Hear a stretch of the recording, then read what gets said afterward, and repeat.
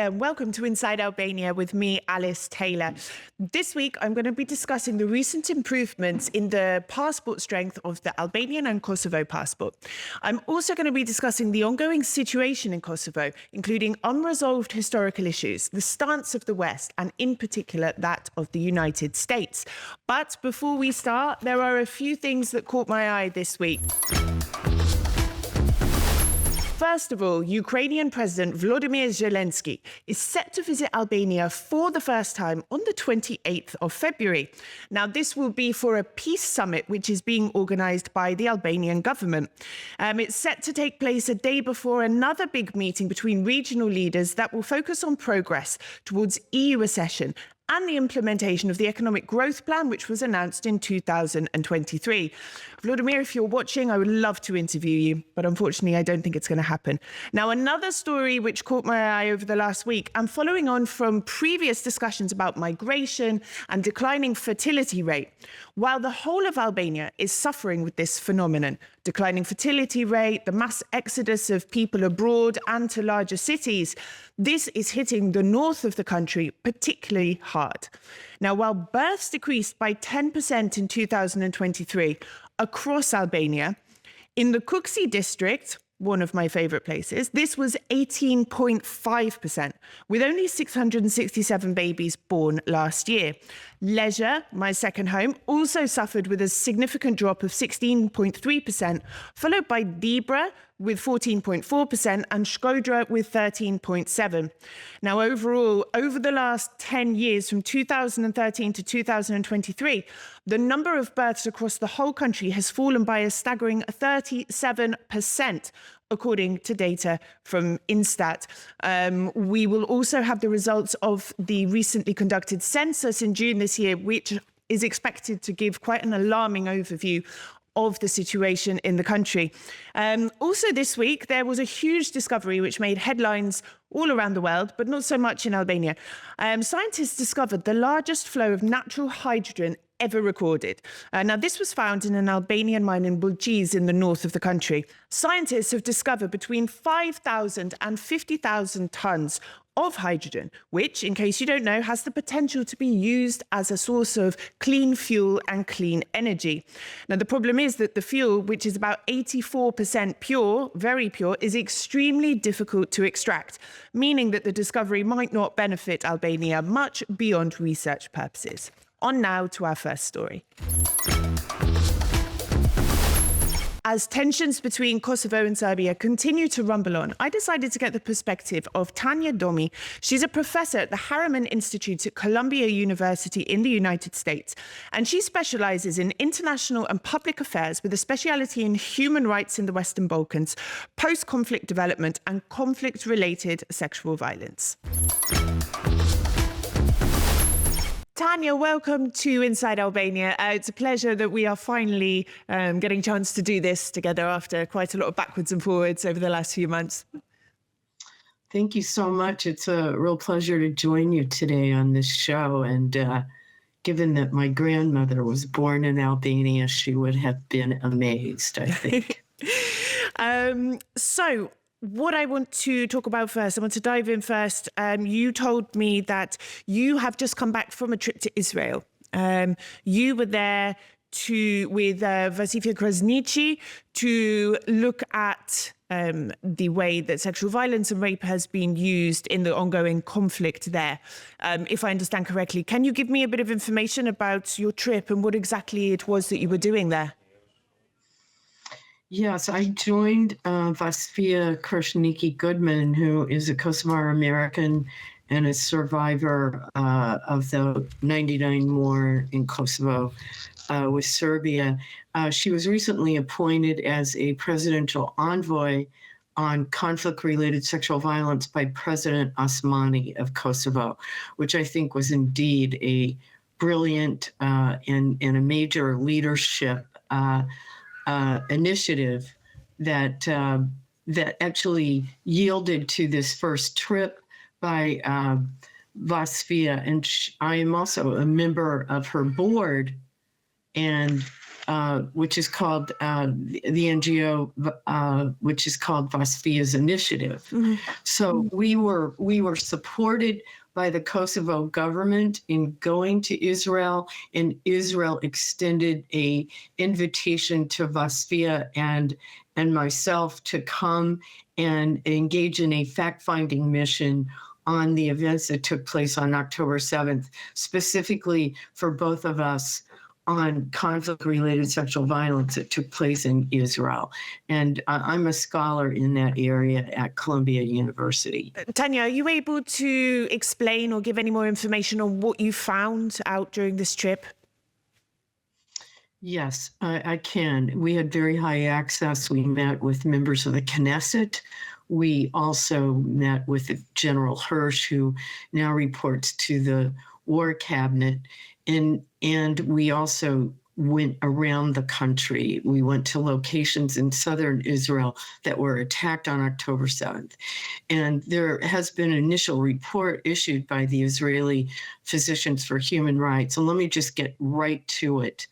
What we discovered on sexual violence that took place by Hamas on attacks on Israeli women is something I have not seen very much in my career. Mm-hmm. And it is a level of violence and brutality that is very atypical, in that what we found was that almost all the women that were raped were murdered. Ultimately, they were murdered. There were very few survivors. And let me also say this. We are talking about not only rape, we are talking about acts of dismemberment, removing women's breasts while they were alive.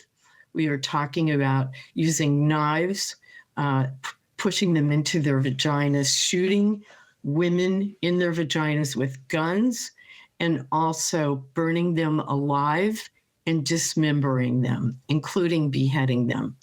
It is so beyond the level of brutality that even I am shocked. And every time I have this experience of reviewing what has happened in X country around the world, it's always very heartbreaking, but I can honestly say this should shock the conscience of everyone, that this is beyond the pale. And it's very clear it was systematic because it was carried out throughout Israel. Wherever Hamas attacked, they went directly at attacking the women and they murdered them. And so in the case of Bosnia, I'm just going to say, in order for Israel to bring any successful cases here, they cannot do it under existing Israeli law right now because they don't have any DNA, because the people were buried quickly in accordance with Jewish burial rituals. And so this is where Bosnia does have a reference for Israel. And I spoke about this with members of the Knesset as well. But in the case of Bosnia, to get some cases before the International War Crimes Tribunal for former Yugoslavia, bodies had to be exhumed. And I do think ultimately this will have to happen if there's going to be cases brought with DNA, even at an international tribunal. And I also feel that it's very obvious right now that because of the Ukraine situation and that the International Criminal Court and the prosecutors in Ukraine have identified, well over 100,000 crimes, it's going to be very difficult to get these cases in Israel before an international forum, but they should try. And there are lawyers that are filing complaints now with the ICC and asking for queries on this. But I can honestly say, and that we can also anticipate Pramila Patton's report, who is the Undersecretary General for Conflict-Related Sexual Violence, who carried out went to Israel and carried out a query, went around the country, met with people, talked to people, and included leaving 7 or 8 staff behind to follow up on to getting further information. That report will be released to the Secretary General, and we can anticipate that will happen probably sometime in June. But time is of the essence, and there's going to have to be some decisions made about how they're going to pursue accountability. It's a very big challenge. They're going to have to match perpetrators with specific crimes. There are eyewitnesses, and eyewitnesses that were indicated in the Israeli Physicians for Human Rights report that Hamas fighters, they could see them in the festival area where I did go, that they were knifing women to death and laughing while they were knifing them. I therefore have concluded that probably many of these Hamas fighters were probably drug induced. They were probably under the influence of some kind of drugs. But it was consistent throughout every area attacked that the women were brutalized. It was a weapon. In fashion. Yes. Yes. Absolutely brutalized. You don't want to make comparisons, but this did not happen really in Kosovo or Bosnia at this level. I mean, we're talking about dismembering bodies. And this is horrific because, since the conflict has been ongoing between these two countries, we have reports of IDF using sexual violence as well against Palestinians previously, but this seems like it was a completely different beast. It was used as a method, a tactic, rather than something that just takes place during the course of a war. That's right. It was systematic. It was planned. And the IDF actually has a theory, and I think it's a plausible one, that Iran perhaps trained these Hamas fighters. And we know that Iranian women have been repeatedly raped in prison in Iran, and the resistance in Iran has really been by women. I mean, intermittently over the years, but we obviously don't know everything about Iran, but it's a brutal regime, and it never hesitates to use torture, and rape, of course, is torture, but what is amplified in this brutality is made clear. It's beyond the pale. You mentioned about, the importance of justice and witnesses and putting cases together. We know it's difficult enough to prosecute rape as a single person, let alone in a context like this. And I want to look at what happened in Kosovo during the Kosovo-Serbia war. And was it 20,000 women at least were victims of sexual violence during that war. And there is a lack of attention to justice there as well. I mean, correct me if I'm wrong, but there doesn't seem to have been much in the way of putting wrong the crimes that happened there. Is there any hope for the situation in Kosovo?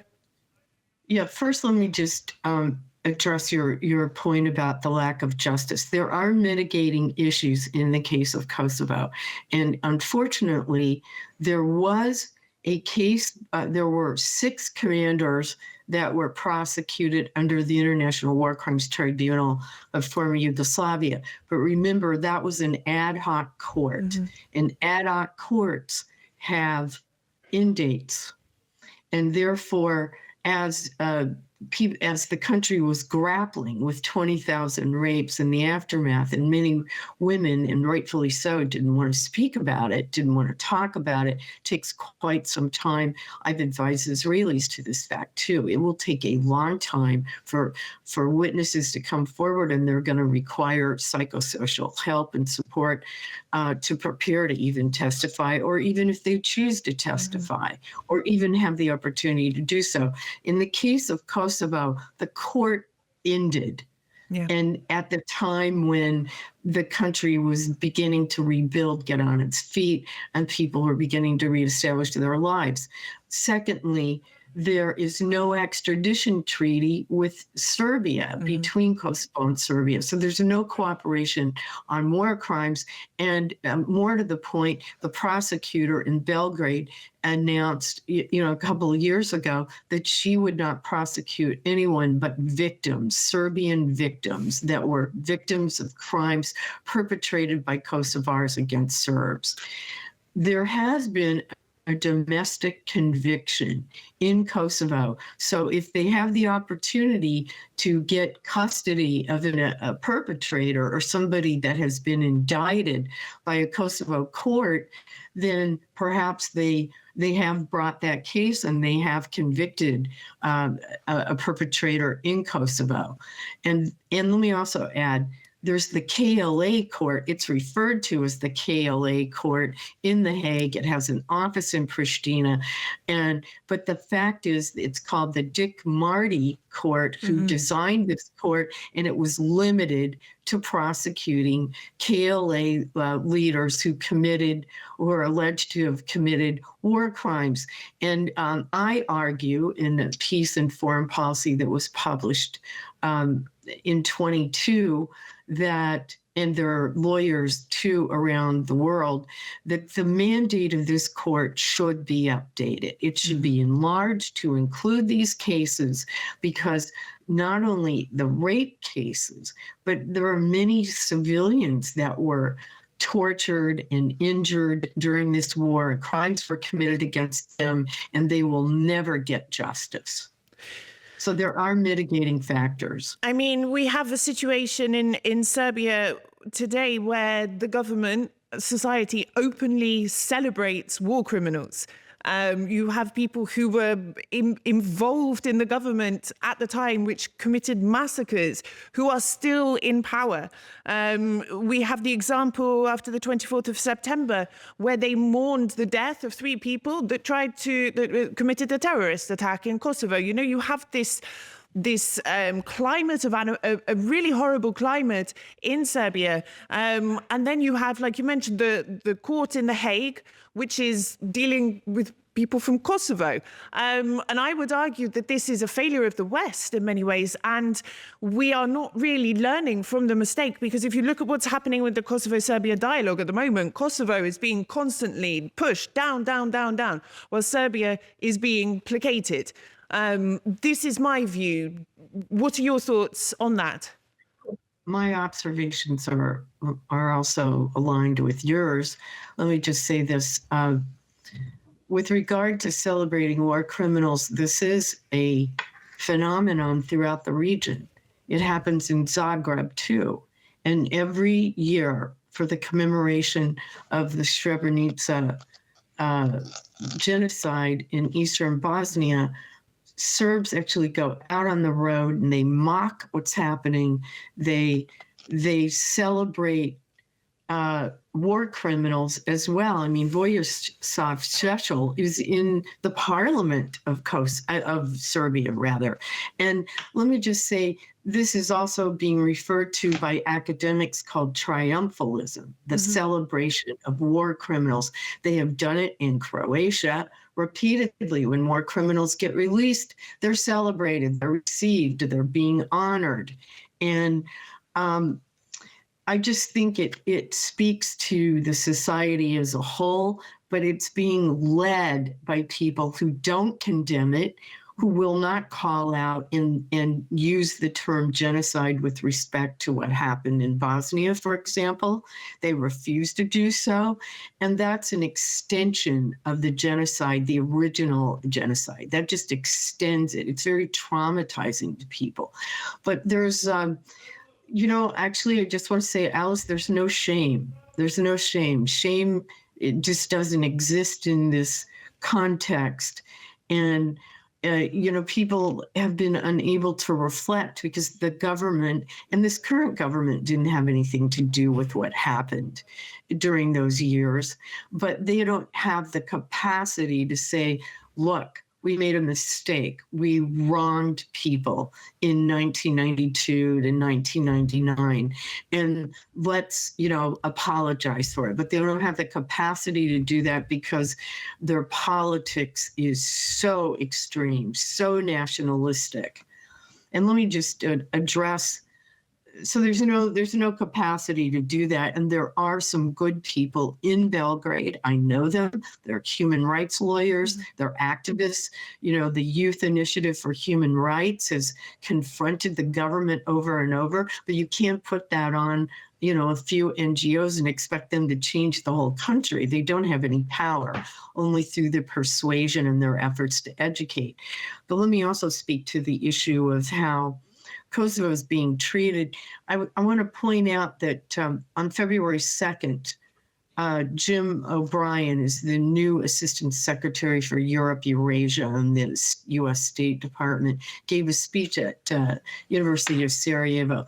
And it seems that with regard to Bosnia itself, he made a couple of comments that I don't agree with. One, he said that the Dayton Agreement isn't the issue. I do think the Dayton Agreement is a problem for Bosnia because it has solidified and ossified ethnicity as the first identification throughout the political structure of the country.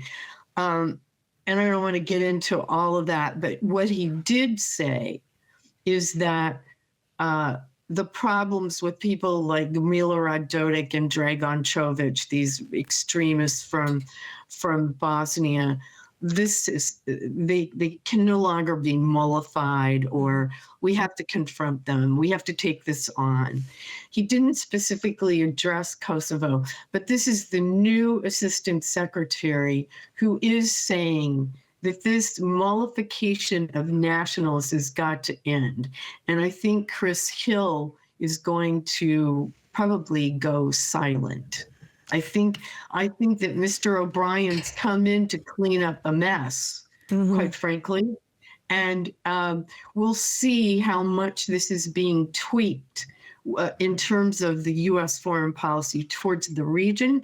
But, there was an opportunity to reset that strategy when Joe Biden was elected, and it failed to take place. The efforts have been less than ambitious. I'm trying to be kind. And then the other issue too is that there's going to be a meeting between Biden and the Prime Minister of Germany very soon, and that's another opportunity to talk about the Balkans and the Kosovo-Serbia dialogue, the situation in Bosnia, that are really in just a chronic state of crisis.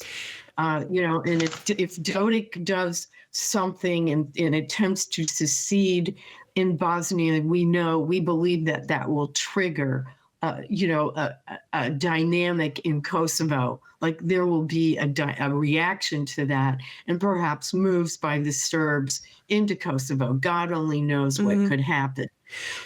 So there's a lot of concern about U.S. foreign policy in general because it has been very weak, and the EU partnership has not really produced much constructive anything advance. And in this criticism of Kosovo is at times I find I'm exasperated with it, because I do think that Kosovo has yielded to democratic practices and has really attempted to address some of the major problems within Kosovo, including corruption. I give a lot of credit to President Osmani and Prime Minister Kurti. I think they're the bright light in Southeastern Europe, to be quite frank. You talked just now about sort of a possible shift in U.S. foreign policy and how this could be good. I mean, Christopher Hill going silent is never a bad thing. But then we have the specter of Trump, which is looming above all of it, should he become the president. He said at the weekend, if NATO countries don't meet their 2% spending capabilities, let Russia do what the hell they want. Comments like this, not to mention mentioned he's very hands-off when it comes to Russia. Previously in the Balkans, he wasn't particularly favourable towards Kosovo. We have Richard Grenell, who is very, very active on Twitter at the moment about Kosovo. This is potentially not good news for the region if he says, let Russia do what the hell they want, you know. So while things might look up a bit, are you not worried about what happens if Trump comes back? Oh, I think Trump is a real threat to the world.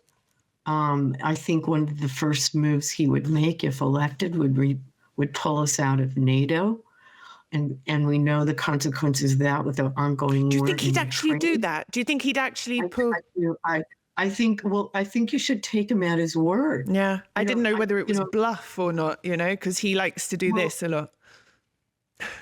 I take him at his word. Yeah. You know, take him at his word. But let me just say this. He's an abomination. I mean, he's an abomination. And what's more troubling to me than his own words is the reaction from his own party, you know, where they dismiss, Trump says a lot of things, don't get upset about what Trump says. And, Lindsey Graham, who's has been a member of the Senate Armed Services Committee most of his career and has just completely capitulated to Trump. And so this is very disturbing in terms of domestic politics within the United States. But certainly I can understand why Europe and European countries are very disturbed by these comments, because he just says whatever comes out of his mind. And I mean, this is really threatening circumstances in Europe with Ukraine and in a very precarious situation in the Balkans. Let's hope. I share your concern. Tanya, that's all we've got time for today. But as you told me, you are planning to come to the region later this year, and I look forward to having you in person in the studio for a more in-depth conversation. I would welcome that opportunity. Thank you so much. Thank you for your time. So between January 2023 and January 2024, research from the Visa Guide Passport Index showed that Kosovo became the European passport that improved the most in terms of strength, moving a staggering 88 positions up from 185th to 97th. Now, this, as you know, is probably mainly due to visa liberalisation in the Schengen zone, which came into force earlier last year after a very, very long wait and lots of patience from Kosovo. But Albania also moved up 11 positions from 92nd to 81st, which is very good news for citizens and hopeful citizens like myself, especially after what happened with Brexit. Now, I wanted to find out a bit more about what was behind these changes and what it means for passport holders. And today I'm joined online by Melvina Kalmendi, the head of content at Visa Guide World. Good afternoon, Melvina. Welcome to Inside Albania. Hi. Thank you for having me. It's a pleasure. Now, as I mentioned, Kosovo's ranking improved significantly, and this is most likely due to the visa liberalisation change which came into force recently. But is this the only reason which has pushed it up in the rankings, or is there anything else behind it?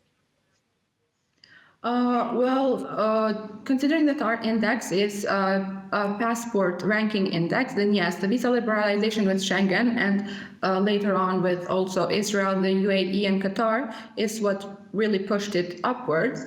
The factors that we considered when making our rankings is, of course, the number of countries with which a passport allows visa-free entry.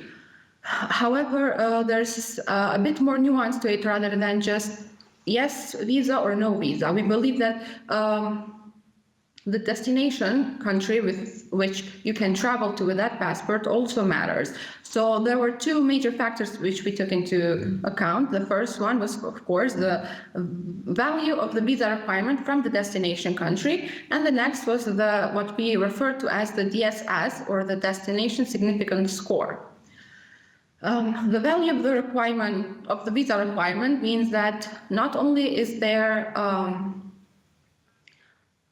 it's not only that you can travel to a country without a visa or whether you need a visa. As I mentioned, there's a bit more nuance because visa requirements vary from, for example, you may need a regular visa from an embassy, the kind which Kosovo nationals needed before the visa liberalization with Schengen. But there's also different types of visas such as online visa, electronic or on arrival, which have technically, yes, they are visas, but they are much easier to obtain. You can obtain them upon arrival within minutes, through the internet with like 5 minutes time. So we've assigned different values to each visa requirement, and we've multiplied that with destination significance score. By what we mean with destination significance score is each country, each destination which that passport allows entry to has been assigned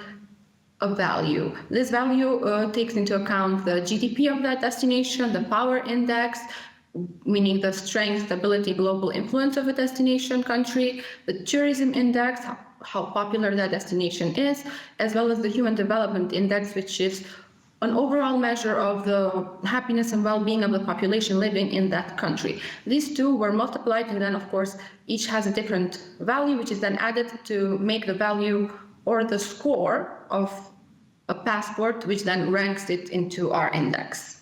So, for example, when you talk about the value, for example, the value of North Korea, for example, may be less than that of the United States. It's based on how much you'd actually want to go there, what opportunities are there, what you can do with the visa once you get there. Exactly, that's exactly what this means. Meaning that a country with two different passports can have each 50 visa-free countries. However, they will not have the same position because it will depend on which destination, what is the destination significance score of these countries that they can travel to without a visa.